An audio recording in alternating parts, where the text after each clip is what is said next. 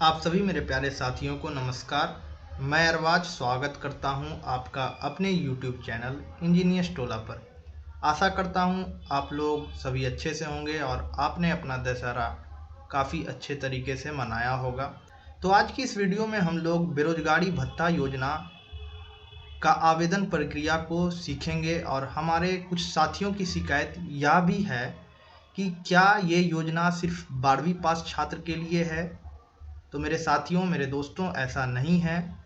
हो सकता है जिस वक्त आवेदन कर रहे होंगे आप लोग उस वक्त ये पोर्टल अपडेट नहीं हुआ होगा, लेकिन अब जो है ये पोर्टल को अपडेट कर दिया गया है और ग्रेजुएशन वाले छात्र छात्राओं का इसमें ऑप्शन आपको देखने के लिए मिलेगा।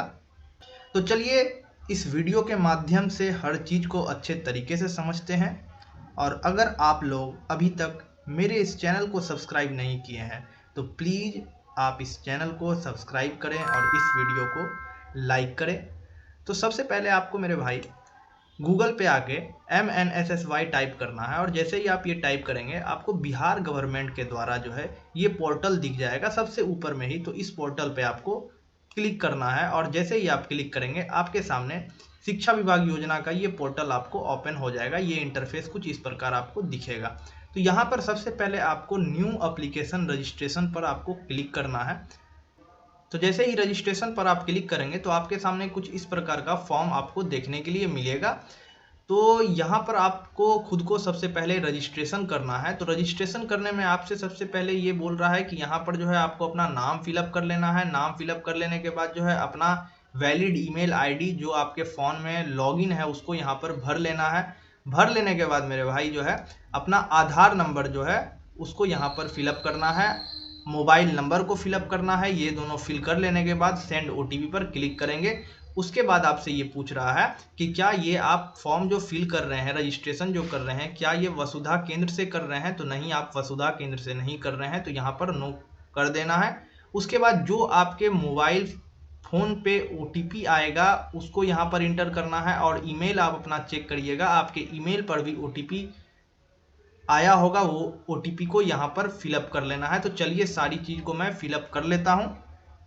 तो जैसे ही मेरे दोस्त आप यहाँ पर अपना ईमेल आईडी को फिलअप करेंगे, आधार नंबर को फिलअप करेंगे और मोबाइल नंबर को फिलअप करके सेंड OTP पर क्लिक करिएगा तो यहाँ पर आपके सामने 3 ऑप्शन आपको देखने के लिए मिलेगा।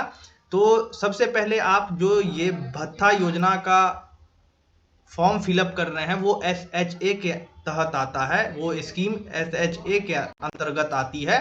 तो अगर आप 12वीं पास आउट है तो SHA इंटरमीडिएट पे क्लिक करिएगा। वहीं अगर आप जो ग्रेजुएशन पास आउट है तो SHA ग्रेजुएशन पे क्लिक करना है। और यहाँ पर मेरे दोस्त जो है आपको अपना OTP जो आपके मोबाइल पर आया है उसको फिलअप करना है। ईमेल पर जो OTP आया है वो यहाँ पर फिलअप करना है।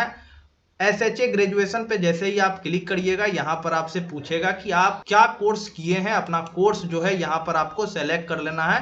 कोर्स में BA आ रहा है, BSc आ रहा है और BCom आ रहा है। अभी 3 ही कोर्स यहाँ पर दिख रहा है। इन फ्यूचर हो सकता है ये भी एक बग हो, BTech वगैरह के छात्र छात्राओं के लिए भी हो सकता है, इसमें योजना के तहत वो लाभ उठा सकते हैं। तो यहाँ पर जो है BA वाले इसका लाभ अभी फिलहाल उठा सकते हैं, BSc वाले और BCom वाले। तो जो आपका जो कोर्स है उसको आप यहाँ पर सेलेक्ट कर लीजिएगा। सेलेक्ट कर लेने के बाद यहाँ पर जो है डिक्लेरेशन पे क्लिक करना है। क्लिक कर लेने के बाद आपको यहाँ पर सबमिट बटन पर क्लिक कर देना है।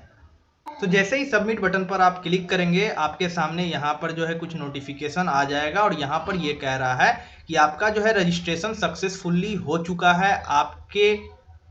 आपका यूजर आईडी और पासवर्ड आपके रजिस्टर्ड ईमेल और मोबाइल नंबर पर भेज दिया गया है, तो उसे आपको संभाल कर रखना है। अब जो है आपको गो टू होम पेज पे क्लिक करना है और यहाँ पर फिर से वापस आ जाना है।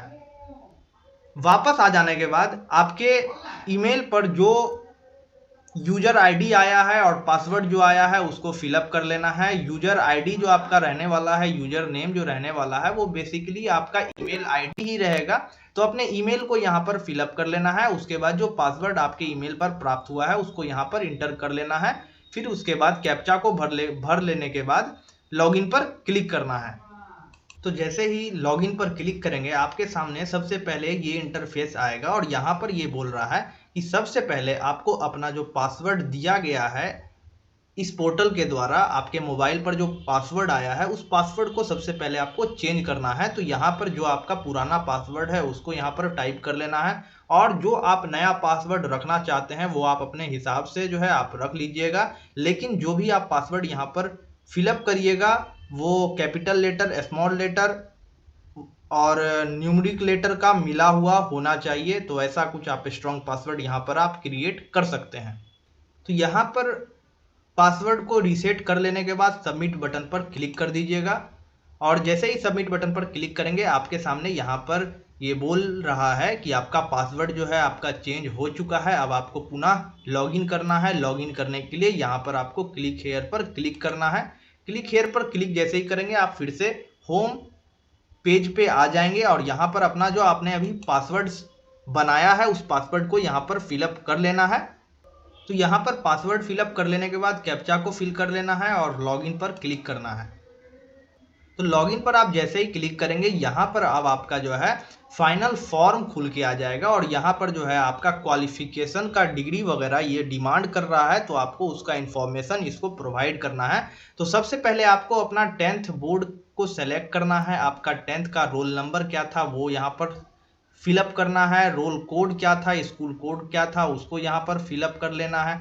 किस ईयर में आपने 10th पास आउट किया है वो फिलअप कर लेना है।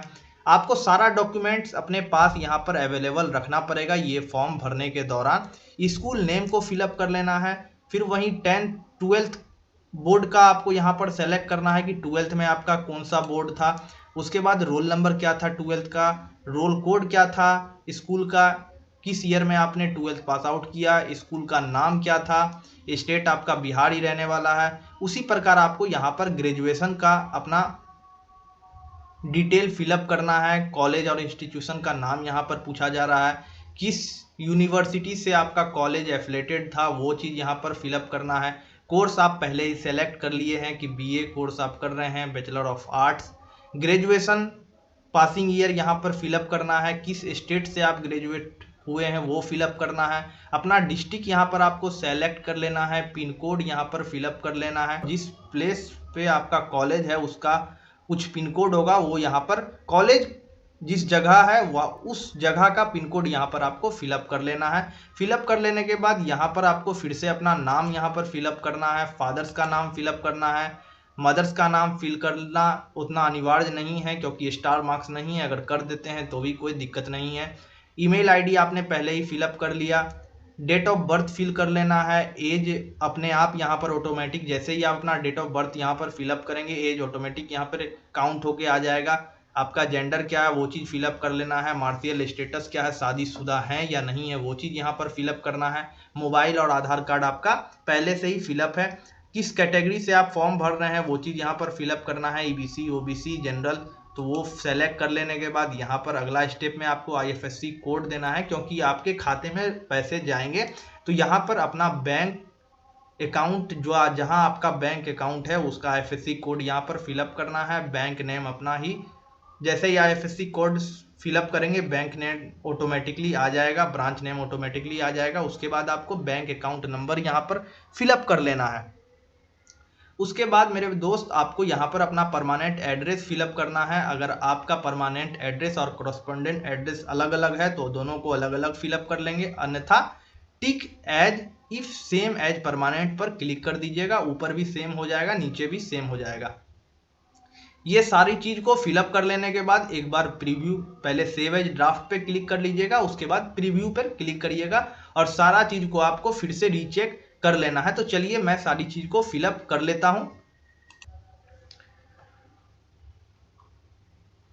तो यहां पर हमने सारी चीज को फिलअप कर लिया अच्छे तरीके से, और फिलअप कर लेने के बाद यहाँ पर आपको एक बार फिर से अपना अकाउंट नंबर को जो है रीचेक कर लेना है। रीचेक कर लेने के बाद मेरे दोस्त एक बार आप अगर सबमिट बटन पर क्लिक कर देते हैं तो जो जो आपने यहाँ पर फिलअप किया है वो एडिटेबल नहीं होगा।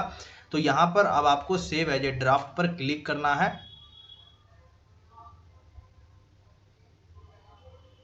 तो जैसे ही सेव एज ए ड्राफ्ट पर क्लिक करेंगे तो ये सारी चीज़ जो है आपका सेव्ड हो चुका है। यहाँ पर अब आपको प्रीव्यू का ऑप्शन ओपन हो जाएगा। प्रीव्यू के ऑप्शन पर आपको क्लिक करना है और यहाँ पर सब चीज़ को बारी बारी से चेक कर लेना है। चेक कर लेने के बाद यहाँ पर से इसको क्रॉस करके हटा लेना है और यहाँ पर जो है फाइनल सबमिशन आपको करना है। यहाँ पर सबमिट का ऑप्शन आपको दिख जाएगा, तो सबमिट पर आपको क्लिक करना है।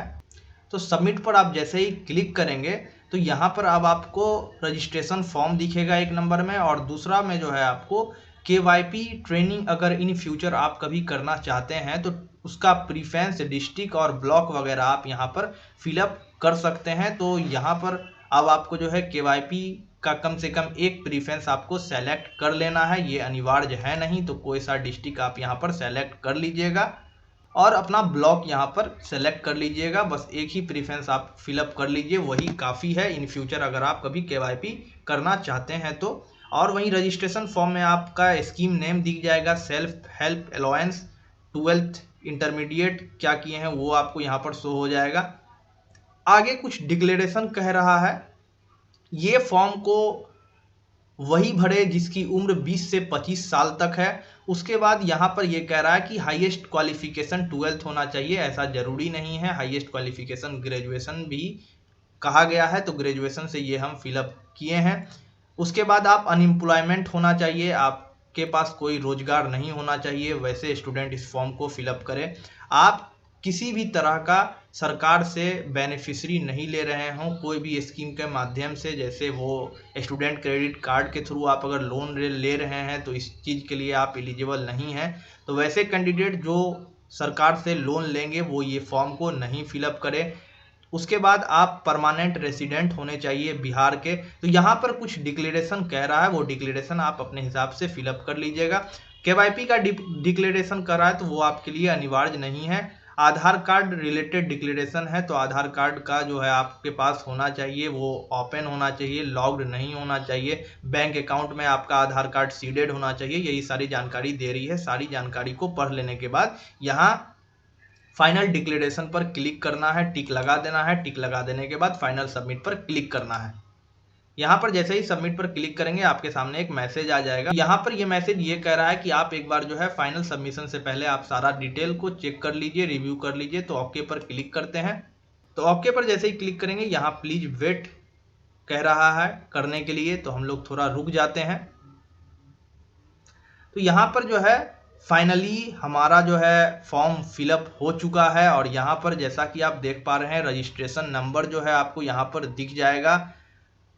उसके बाद आपको कह रहा है कि आप यहाँ पर अपना एक्नॉलेजमेंट डाउनलोड कर लें। जनरेट ईमेल पर आप यहाँ पर क्लिक करेंगे तो वो एक्नॉलेजमेंट जो है आपके ईमेल पर आ जाएगा। वहाँ पर आपको बताएगा कि आपको जो है डॉक्यूमेंट वेरिफिकेशन कैसे कैसे करवाना है। तो जनरेट ईमेल एक्नॉलेजमेंट पर क्लिक करते हैं।